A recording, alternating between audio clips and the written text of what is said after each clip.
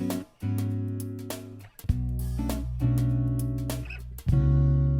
right, we're going to call this Finance Committee meeting to order at 6:15.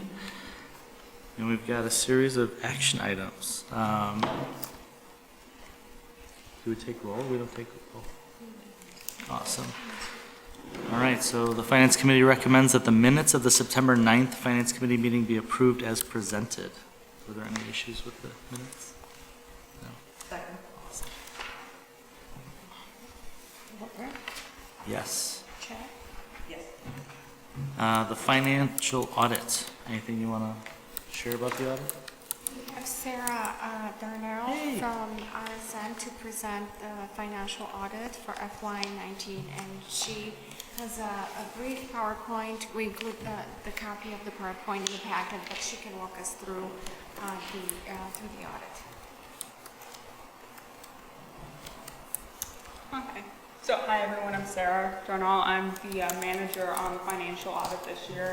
John George is the partner on the job. He could not be here tonight. And then Paul Kim was the in charge who was in the field day-to-day doing the testing and supervising the staff. So just a brief overview of the audit process. Planning basically started back in June. We met with management and had internal meetings to discuss any significant changes that would impact the district and any new revenue sources to design our audit plan for final field work. We also came in and did some testing controls over like main revenues, main transaction cycles such as payroll, since salaries are the main expense for the district, and then over disbursements, your regular cash disbursements, then just doing some general analytical procedures, review of board minutes just to detect if there's anything that we should be aware of before we come in for final field work. Final field work was beginning of August and then the first week of September. That's when we were basically out in the field doing the majority of our testing. After we left the field, though, there's still like additional follow-up procedures and other items to check up on that we were emailing Kathy about to figure out. We have the drafts of the reports today for this meeting, and we anticipate finalizing the drafts and issuing next week.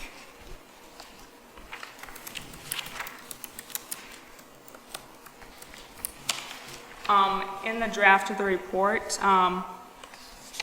it will be an unmodified opinion. Management's discussion and analysis is on the first few pages of the report. That just basically gives a highlight of what has changed from this year compared to last year, and giving an overview of what you should be aware of in the future that may impact the district. The government-wide financial statements are on pages 13 through 14. Basically show the capital assets and the debt of the district, and the fund financial statements, the basic cash operations of the district, are on the following pages. Unmodified opinion means clean opinion. Sorry. I'm just saying that unmodified opinion means yes. clean opinion. Yes, yeah. There are no issues. For the highlights, your net investment in capital assets on the statement of net position increase this year compared to last year, basically because you got additional capital assets this year and you paid off a lot of debt. Your restricted net position decreased a little bit, mainly because most of your revenue sources you used for allowable expenditures. And then your unrestricted net position increased a lot because of increases in unrestricted revenue that you received. Total liabilities did decrease this year. Your current amount of liabilities increased slightly just because in this coming year, more of your debt will need to be paid off. But in total, liabilities decreased. You had an increase in net position of $8.4 million. A little bit, down from last year, but you didn't have as significant increases in revenue this year as compared to last year.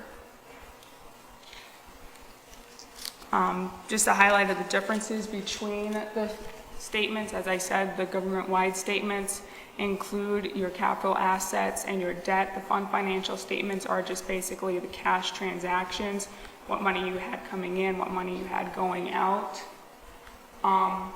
In the financial statements, there's reconciliation showing you, okay, this is what the increase of capital assets does to these statements, this is what the debt does, so that shows you how we get from the fund financial statements over to those government-wide statements. Governmental fund balances were $55.8 million in 2019, and 47.9 in 2018, so an increase of 7.9. The main difference between that 7.9 increase in your fund financial statements versus that 8-something in your government-wide is the difference between how much debt you paid off and how many capital assets you acquired.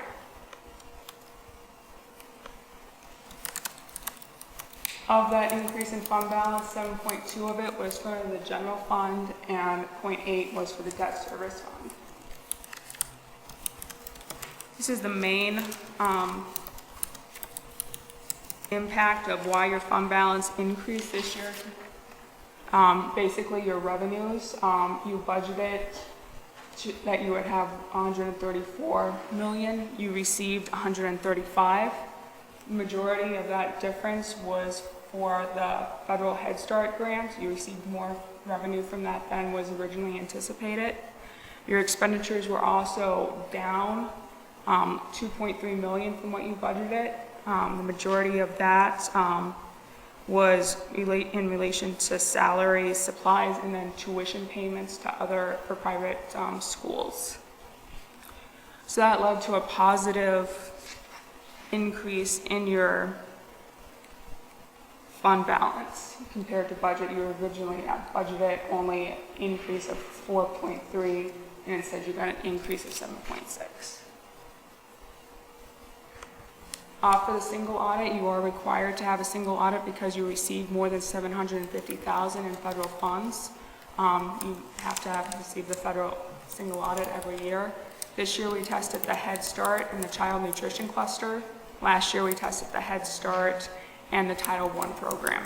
Head Start is your main program, so it's usually tested every year. There were no findings related to the single audit, so you'll also receive a clean opinion on that. We also do the audit for Park School, same timeline, same general procedures as for the district. It will also be an unmodified opinion. The main difference is that Park does not require a single audit, but those highlights. Are there any questions or anything that you would like me to touch in more detail, go over in more detail? I have a question about the Head Start. Yes. That was just because of the time of the application that we didn't know how much money we were going to get, Okay. correct? It was mainly due to timing. The I mean, timing. most of that $1 million were the funds from last year, and we file expenditures reports with Head Start, and it really depends on how funds are spent. So that's not really an excess, that's just shows Correct. as an excess because Correct. we got more money. This year. And I think the reason why it shows an excess, since we're on cash basis, so we didn't accrue it, it shows the time we get it. Since we got it in last fiscal year, it shows an excess amount of money because the actual cash came in there. Okay, thank you. And I just want to point out in relation to expenditures, one of the expenditures that were underspent were capital expenditures because of the timing of the projects. Most of the majority of the payments for the summer of 2019 were made in FY20 in July because we cannot prepay capital projects. So that's the reason. If you remember, we allocate now $1,025,000 every year in education, in buildings and grounds, Fund 20 instead of capital fund. And again, we budgeted for these projects, but we didn't spend them until July. So that's part of the variance on the expenditure side. And we reported that to you during the budget process.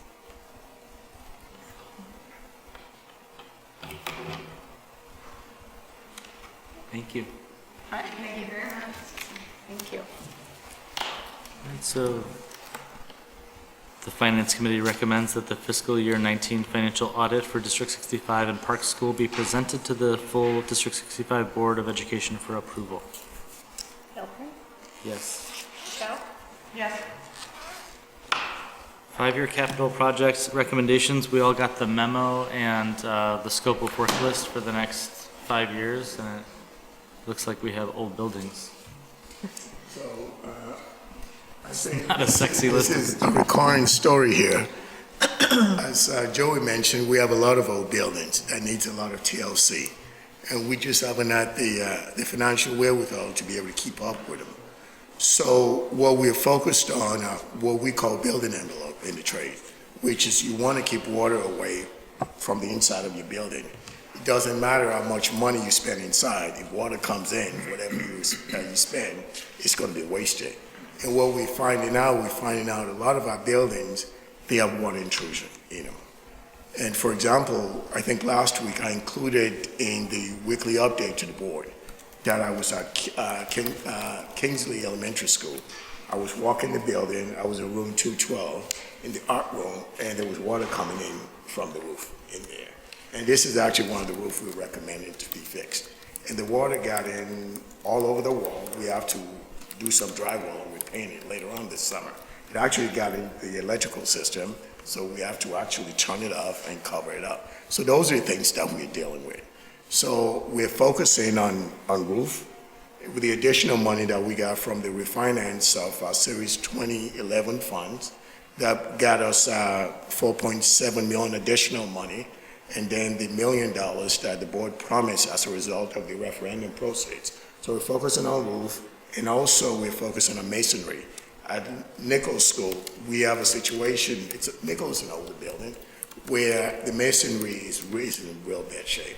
Water's coming in. We need to get that fixed. We've tried to patch it as much as we could, but it's gotten to a point that no patch will do now. We just need to get to it and fix it. That's another one of the recommendations. The additional recommendation has to do with abatement, asbestos abatement. I think we've made the commitment to the board, the board has made the commitment to the community that we're going to go after asbestos, we're going to abate them whenever possible, and also replace them with VCT. Those are non-asbestos tiles. And so those are the 3 main things that we're recommending this year.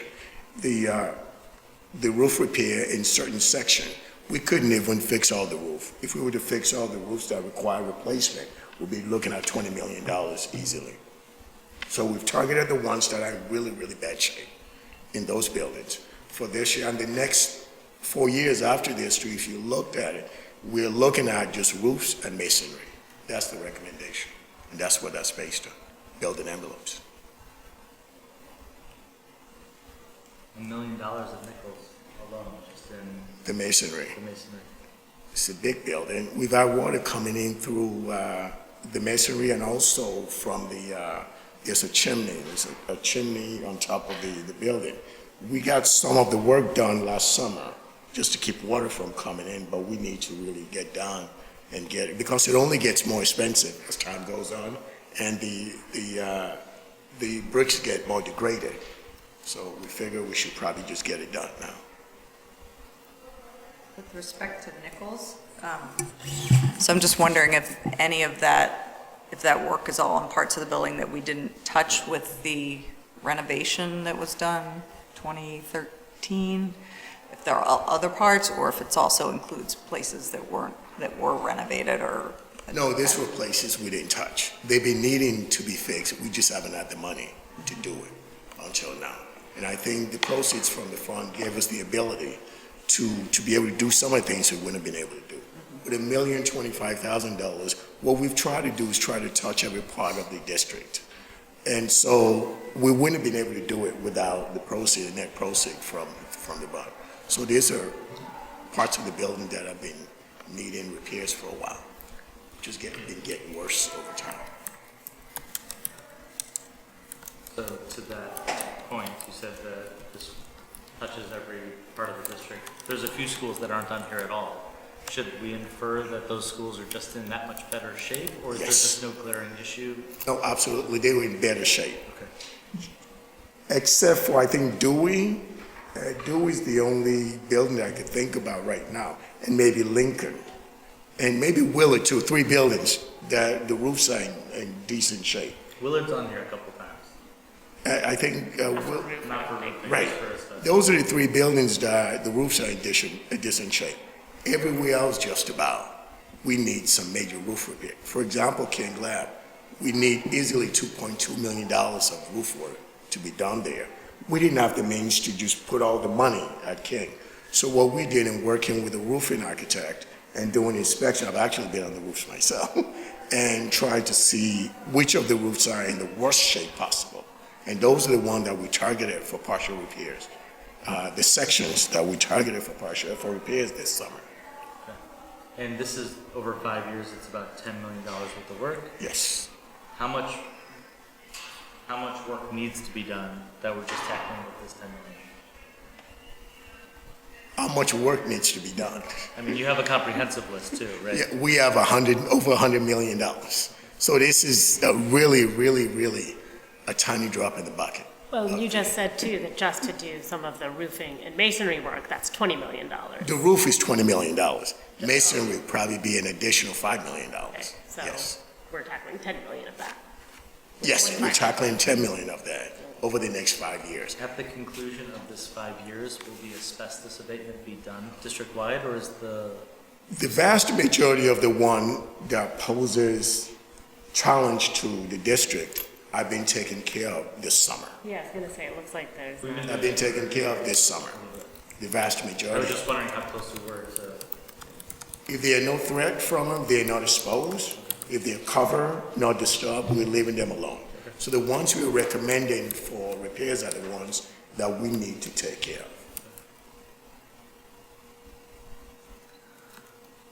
so I just want to clarify too, that since the 5-year capital improvement plan that we approved in the spring, March, I think it was, I can't remember exactly. Yes, it was. The difference between that and this is, A, to account for the increase from the bond refund that we received to more this summer than we've been able to do in the past. And it updates some more pressing problems that you've uncovered since we approved that. So that's why it looks a little different. But it still is substantially really just focusing on roofs and masonry and asbestos repair. And that's true for the rest, the 4 remaining years in the 5-year plan. Okay. So when we make the recommendation, at the time we make it based on the most current information that we have. But we know with buildings, you find out stuff Right. that you were not aware of, because when water start coming in, or when you have a really rainy period, or you have a lot of wind, things that you've been able to patch that you thought would last longer, they degrade, and you have to deal with it. So we provide the best recommendation based on the information that we have right now, but it changes day to day. So we're trying to be proactive about planning ahead, but at the end of the day, because of our limited funds, we have to be reactive and as things come up, Right. be nimble enough to change. and to recap, the bond sale, that those dollars could not be used differently. No, but they could not be used. They couldn't be used for anything but capital, yes, because they were non-taxable bonds. And we actually have to spend it, we have to spend part of it within 6 months, and we have to spend all of it no later than a year. There's a rule set by the IRS that says you can't sell non-taxable bond and try to make interest off of it.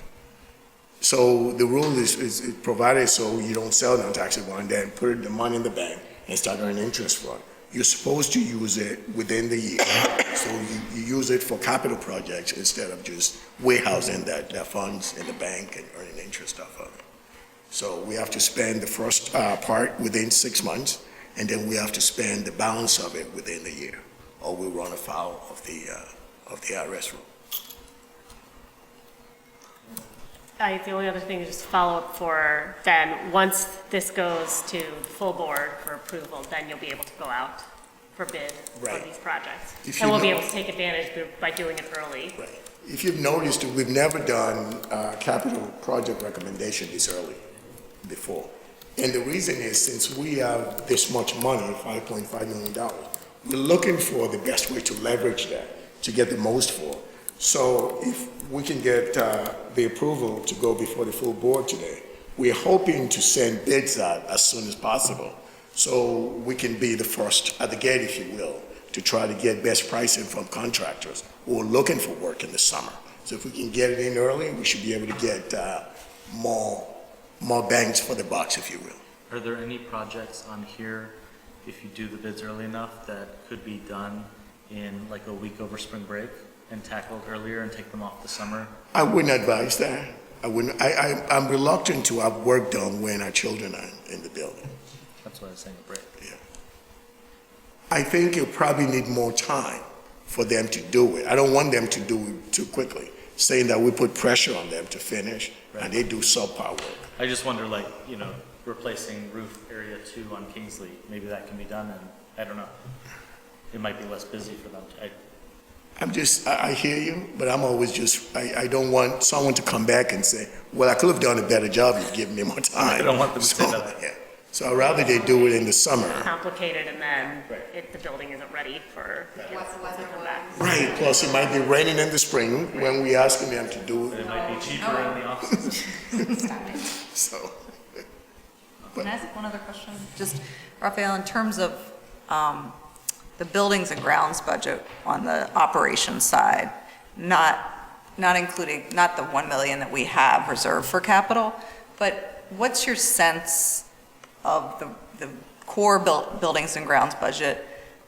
What percentage of that, or how much is being spent to do Band-Aiding? Because I'm sure some of the buildings and grounds, and if that's a question that you're not prepared to answer, I'm just curious, as to, in addition to obviously piecemealing the capital, we have to deal with the ongoing maintenance and just, repairs, as you were talking about, because of leakage, and whether that's steady state or it's been increasing, and what the order of magnitude of that is. It's been steady state. I would say, just back of the envelope, I would say easily 20% of the budget.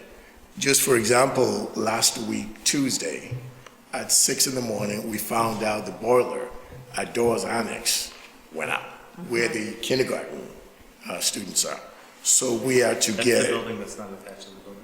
Right. Yes. So we had to get someone to get in there very quickly. If only it was attached, then we could get heat from the rest.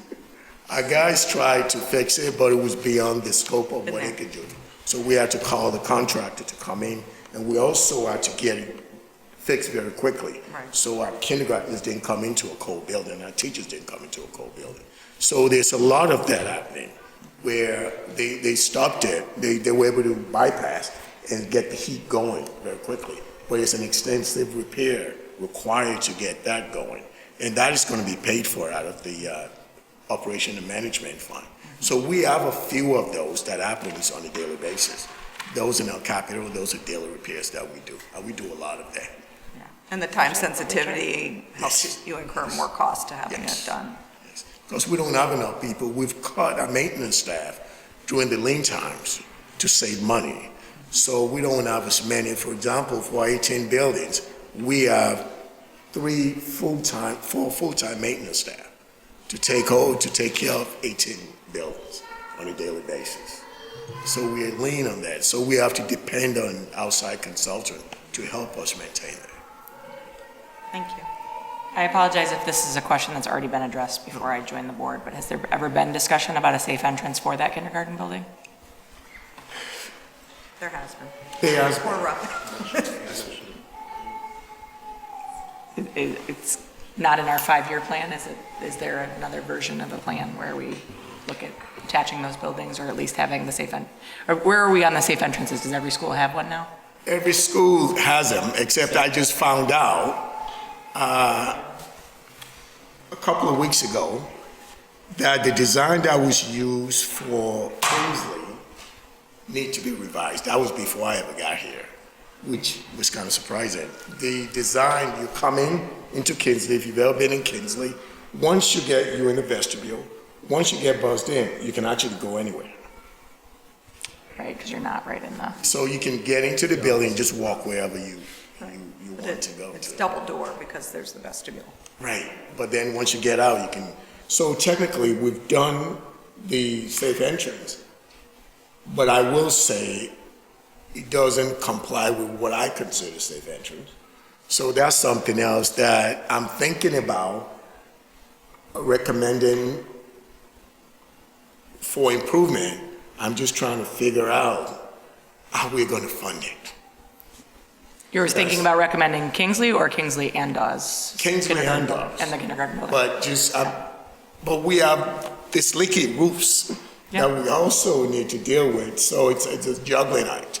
So I'm trying to figure out, do we do this? So we're thinking of a creative way to get more funds without paying too much for the funds. So those are some of the things that we're thinking about to try to be able to resolve. Yeah, I understand The Dawes, I mean, obviously the main part of the school has the double door entry. It was actually, I think, the Yes, first it was one that that, got it. yes.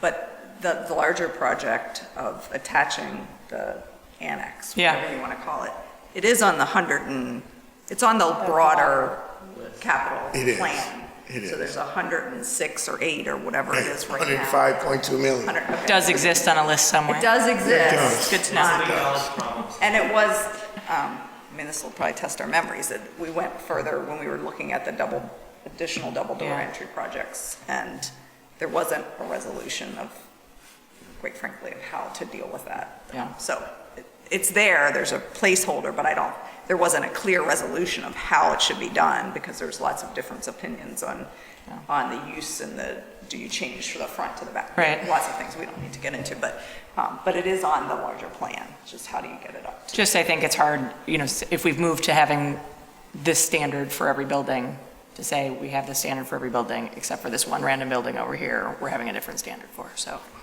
And I think it was also an attempt to make sure every building got a secure entrance. Yep. So Isn't that separate technically annex? speaking, The door's locked. The door is locked, but it's not a double door, and there's no person like staffing it or if you knock on the door and somebody lets you in, you're in.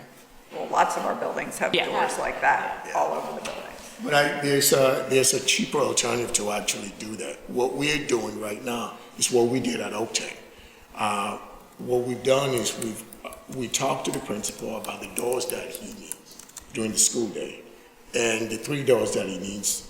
The rest of the door, there's 16 doors at Oakton.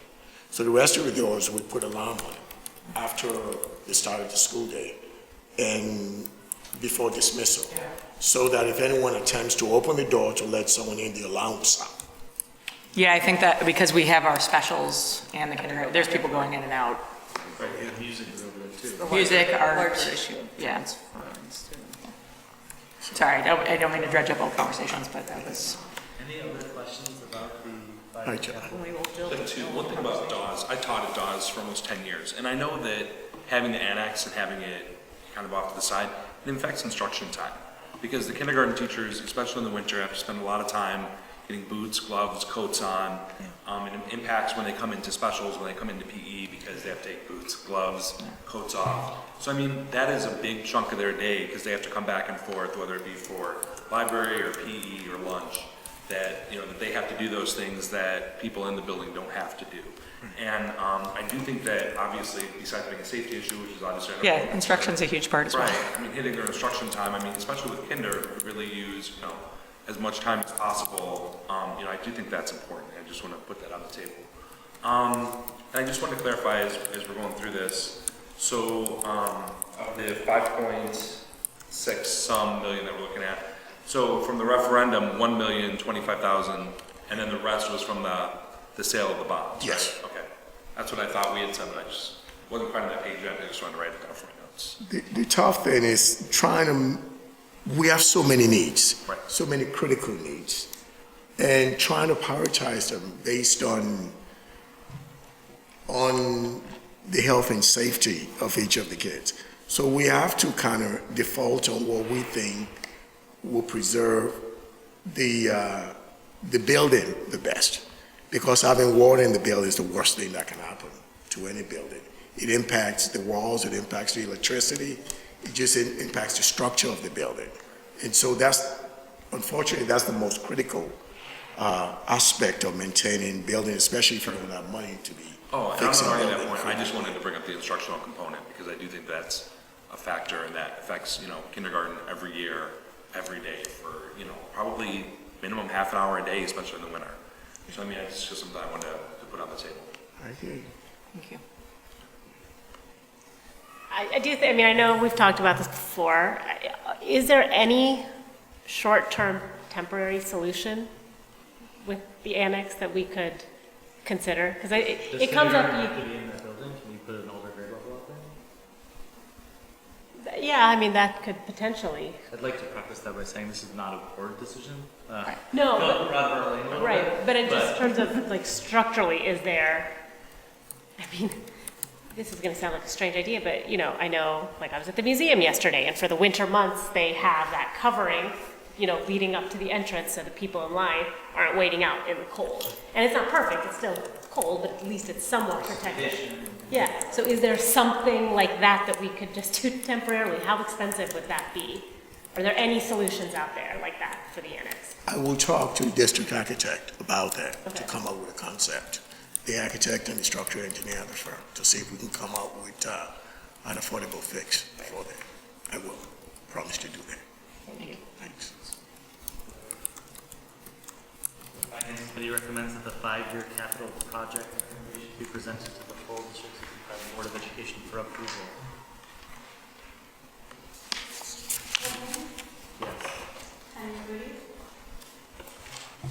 Yes. Yes. Yes. All right, the tax levy. Well, it's that fun time of the year again, when we have to request money to fund the district.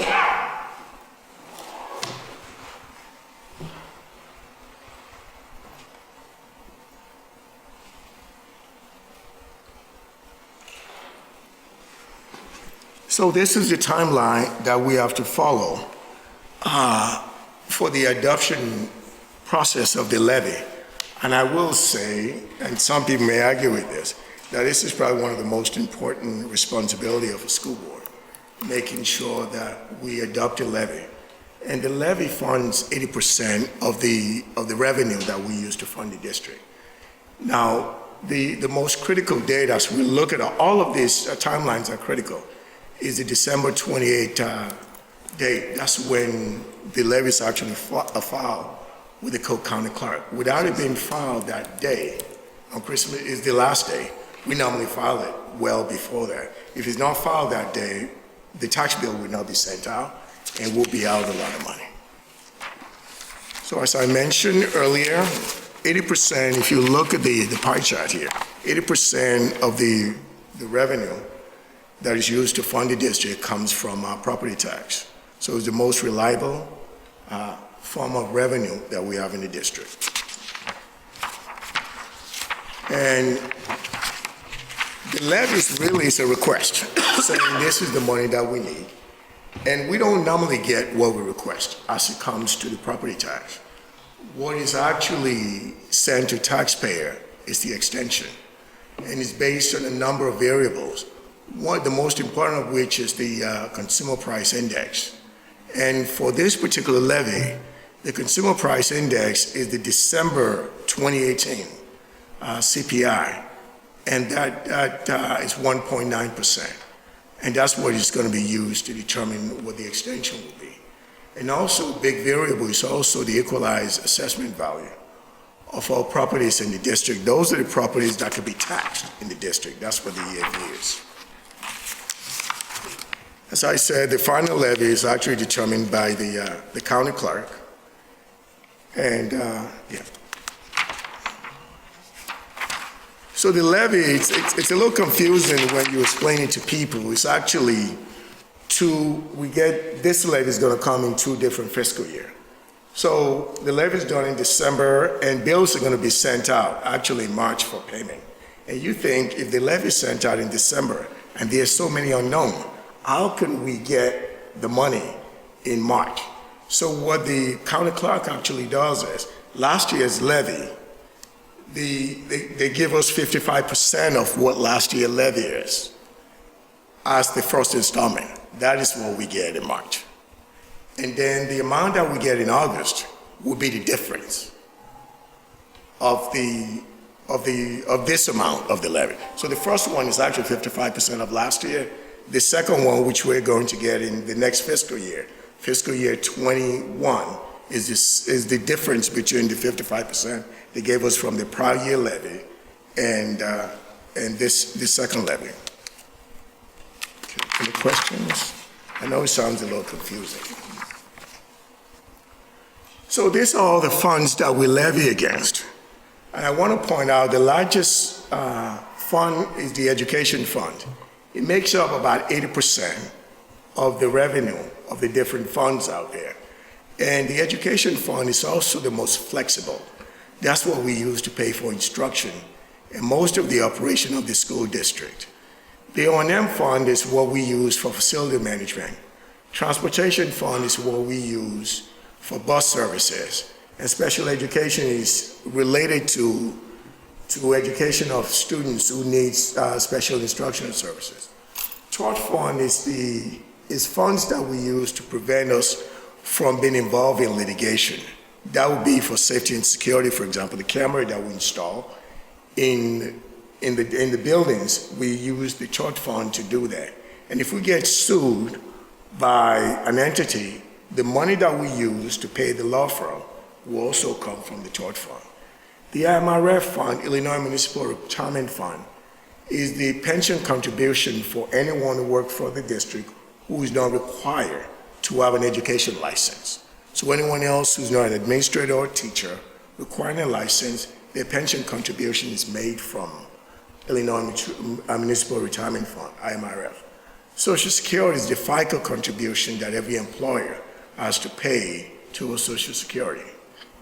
And life safety is the amount that we can use to do life safety projects, which you have to go through the REO for that. And that really doesn't get to a lot of things that we need to do in the district as far as money is concerned. That's what that is. So we are hoping the levy that we're sending that we're proposing that the board approves, that we'll send in to the county clerk is $116 million. I want to point out we're not going to get all this. It's just that we request for it and we hope to get something close to it. The bond and interest fund is to pay for any of the debt that we've issued in the past. Now, I mentioned earlier about levy and extension. So this is actually what the county clerk actually sent out to taxpayers in the district. And so the CPI that will be used for the extension is 1.9. That's it, we wouldn't get any more than that. So you see the aggregate extension, that's everything but bond and interest. And then if you add bond and interest to it, that's how we get to 122.2 million.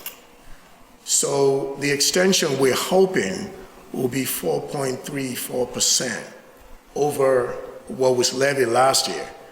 But what I want to point out again, we wouldn't get any of that. What we do is what is called balloon levy. There are so many unknowns when you're doing levy this early in the year. We don't know, for example, the number of new construction. We don't know that. And if we don't capture any of that money now, we'll never be able to go back and capture it.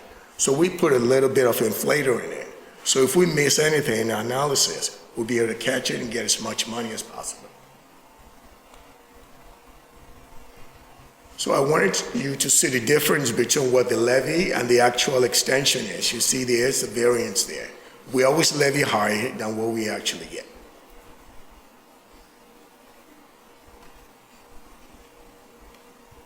So from there, you see it's the levy is close to 5% increase over what was actually extended last year.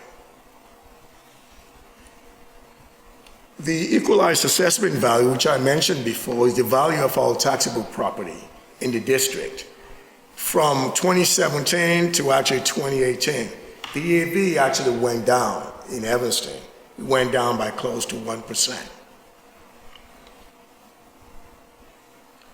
So I wanted an opportunity to kind of explain how we arrive at our EAV, because it's a big chunk of calculating what the levy is. So you start out with the assessed value, which the assessor does this every 3 years. They go out and put a value on properties in the district a lot of time based on transaction. And then once the assessor does that, then the Illinois Department of Revenue, they do what they call an equalizer. And what an equalizer essentially is a multiplier. What the Illinois Department of Revenue, they go back and look at the last 3 years. What's the value of property that have been sold in the last 3 years in the taxing area of Evanston? And then they come up with a number to equalize the value, to make sure the value is level all around the district. That's what the equalizer is. And then the exemptions that are taken, the exemption lowers the amount of the EAV. So that's why I put it in bracket. So the exemptions like homeowner's exemption, which every resident of Cook County is entitled to, lowers your EAV. Senior citizen homestead exemptions. Anyone above the age of 65 can request for that, and they'll get it. It lowers the value of their property. And there's also senior citizen tax freeze that can freeze the value of senior citizen property for the next 3 years. And then they have to reapply for it after 3 years. And there's also a provision that can also lower the value of an homeowner if you do home improvement on your house for up to $75,000. Once you improve the home improvement on your house, it's supposed to increase the value of the home. But if you apply for the exemption, it doesn't kick in until the value of the home is frozen for the next 3 years. It's an opportunity to encourage folks to fix their home without having to worry about their property value going up very quickly.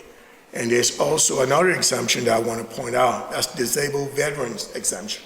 That is administered by Illinois Department of Veterans Affairs. Another provision, so once you get that, you start out with the assessed value, you put the multiplier in it, you deduct the exemption that someone is qualified for. You also deduct TIF. That's a tax incremental financing, which is set by the city as an economic development engine to encourage certain area to grow. And there are currently, I think, 4 TIF area in the district. So if you deduct all those, you start with the assessed value, the equalizer, you deduct the exemptions, you deduct the TIF, because the designated TIF area, the money doesn't come to us. You get your EAV for the value of the TIF area. So what I wanted to show, this is a first pass. It's actually not the final number. The county assessor does a triennial assessment in Cook County every 3 years. They go and look at the value of homes in Cook County. Now, this is before appeals. What it does is shows the different townships or area in northern Cook County, shows how much the assessor's first pass shows the increase in the value of homes. If you look at Evanston, the value of home on the first pass before any appeal shows an increase of 8.56. And if you look at Norwood, for example, their value is up based on the assessor's calculation, a whole 23%. And you have no Trier, their value went down by 11.44%. Any questions? I mentioned earlier about TIF. So there are currently 4 TIFs in Evanston: the Howard Ridge TIF, the West Evanston TIF, the Dempster Ridge TIF, and the Chicago Main TIF.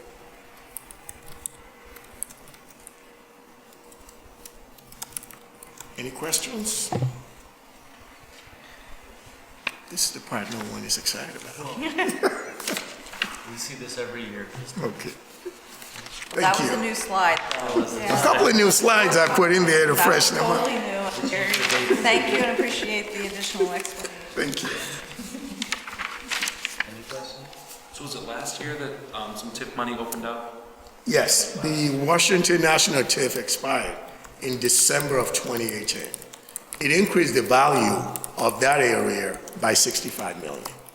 What it did then is those properties then came back on the taxing district tax roll, and it provided us an opportunity to get additional $2.8 million in revenue that we wouldn't have gotten without the TIF expiring. And that's money that'll impact us this fiscal year.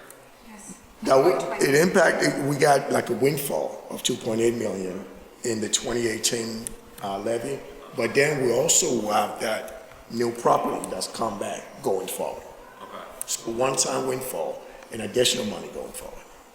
But John is correct, the money is in the current fiscal year budget. And was that, and I might be recollecting this incorrectly. Weren't we saying that that was money that we were gonna use for capital improvement? I forget how we were talking about that money at that meeting. Wasn't that something that we had said? What we said is Wrong, of the I believe $2.8 million, the 2.2 of it, 2.5 of it was already baked into our projection. What we found out when we did our projection of what the new value was going to be, we thought it was going to be about 2.5 additional money. But we found out once the TIF closed that we're getting an additional 300,000 that we didn't count on. So that additional 300,000, when the money comes, we are hoping to use that in subsequent years for additional capital when we receive it. We haven't received it yet. Okay. Yeah, exactly. Any other questions? All right, the Finance Committee recommends that the Truth and Taxation Resolution for the tax year 2019 be presented to the District 65 Board of Ed for approval. Yes. Yes. Yes. All right, resolution abating the working cash fund of the district. So what this is this is the proceed of the 2011A bond refund. When the bond closed, we received additional amount in $4.7 million. The way the legalese, if you will, we issue a working cash fund. Now, the money goes in the working cash fund, but you can't spend the money out of working cash fund. You have to transfer it out. So the process of transferring that proceed from the working cash fund to the capital fund is called an abatement. So we abating that amount from the working cash fund into the O&M fund, which is how you have to do it legally based on the school code, into the capital project funds in order for us to be able to spend it for capital projects. Any questions? The Finance Committee recommends Go that ahead. the... I think John has got It's it. okay. We can talk about it after the fact, because No, we can talk I about have it. questions. I don't really understand the process. Okay. But if I don't understand it, everyone else is good. No, I'll be happy to explain it to you. Okay. These are legal terms that's set up by the school code. If you issue a working cash fund, which our bond, which is what we issue, you can't spend working cash. But working cash bond is fund is kind of like a bank. You can use it to loan other funds money, but you have to pay it back. So when we refunded those bonds, it went into the working cash. They were working cash bonds, so they went into the working cash fund. But since you can't spend money directly from the working cash fund, what you have to do is legally abate it, which means move it from that working cash fund to O&M because it's related to facility, and then eventually to capital project funds to pay for the capital projects. Second, That would go just be through, that. clear it up for me. What? I got it. The resolution declares that it's not coming back. All right, the Finance Committee recommends that the Board of Education be presented with a resolution abating the working cash fund of the district to be considered for adoption. Yes. Yes. Yes. Alright, so we just had our presenter for the audit, and now we're doing an RFP for auditing services. So the reason why we're doing that is the firm, I believe they've been auditing us for about 7 years now. No, actually, we've had them since 2006. Holy cow. So we've had them for 13 years, but we did the RFP in FY14, and we actually ended up choosing the same company. We saved money, and also they sent us a different team. So we had a different manager, different staff, but yeah, this is their 13th year. Different So- team, and you said we saved money. The total cost of this is like $24,000? No, so this year, including park, we will be spending over 40,000. With Park. 40,000. 40,000, because Okay. park is about 8,000. And so Single audit. when we did the RFP in 2014, we saved about $10,000.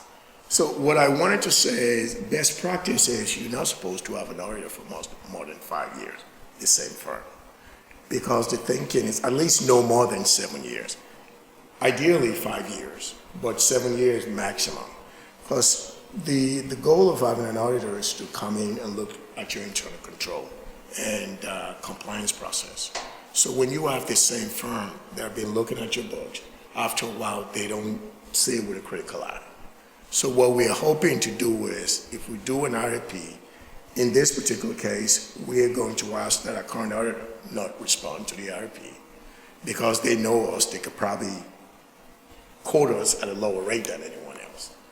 So we would like the feedback from someone with a fresh set of eyes who can come in and look at our books. And if there's an opportunity for us to improve in the way we have our internal control, the way we do compliance, we welcome that. That's why we wanted to invite another qualified audit firm to come in and look at our process and help us improve. So an RFP is for the lowest cost quality bidder. Yes. But because Do it's you a negate them as a quality bidder because of the We ju- potential bias that exists from them knowing us as a current client? They can bid, they have the right to bid, Okay. but this is a service. We don't make the decision just based on price. So even if they came in, if they decide to bid anyway, even though we talk to them that we want to go in a different direction, if they bid, we can make the decision not to select them because we just believe that we need a different set of eyes to look at our books. Is there any liability to us putting parameters around asking them not to bid? No. That's where the term saying lowest qualified bidder. But the RFP language is going to show that the board reserves the right to accept any bid and deny any bid based on our own parameters.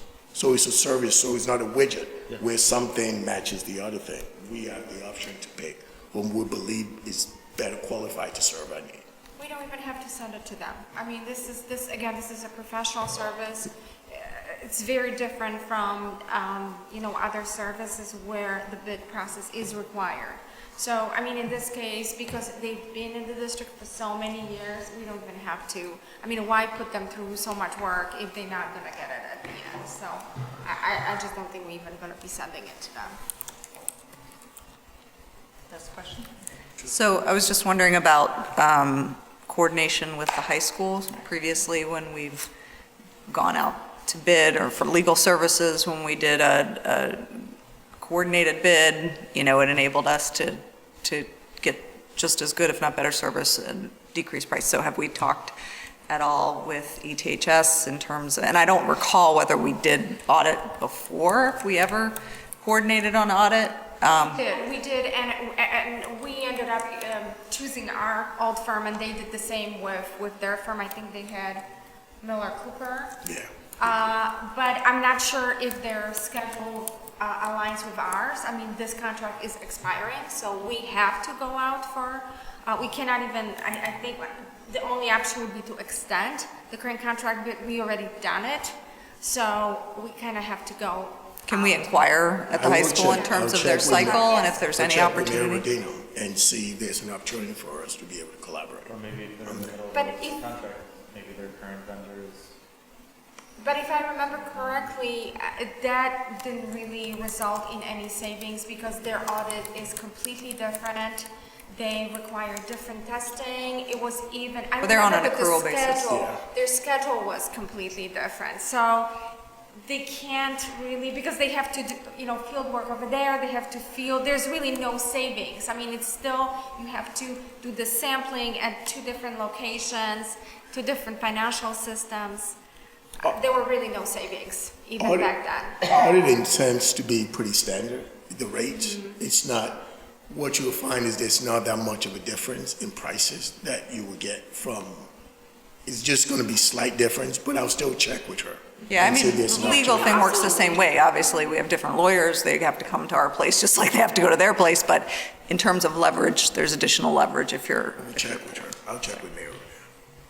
And then how long, so when they bid in the bidding process, whoever wins the contract or the bidding process, how long do we usually, what's the length of the contract? We'll probably do a 3-year with 2 1-year renewal is what we'll do. But I think good fiscal practice, we don't want to have the same person for more than 5 years. It's easy, it's convenient, but I think we want our books to be freshened up by someone else to look at it, just in case we're missing something, they're missing something as far as internal control. So it'll be a 5-year contract, 2 years with 2 1-year extensions. And then another question in regards to, now that there's a state requirement that there's school-based reporting by site to site, how does that play into the accounting that's occurring? It doesn't, it really doesn't. The role of an audit firm is to do internal control, check, and compliance. They don't do any site-based reporting, anything like that. But they do look at how monies are handled at school sites in terms of processes, like that we take in cash and Right. fees and things like that. Those So are part of the Internal internal controls. controls. School site controls, Yes. but not. And of course, they check transactions and disbursements, so they do a lot of sampling, which is included in those reportings. Any other questions?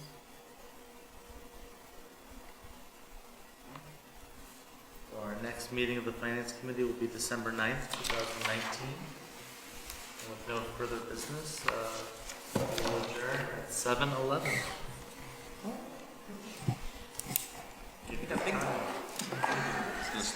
Go get a Slurpee.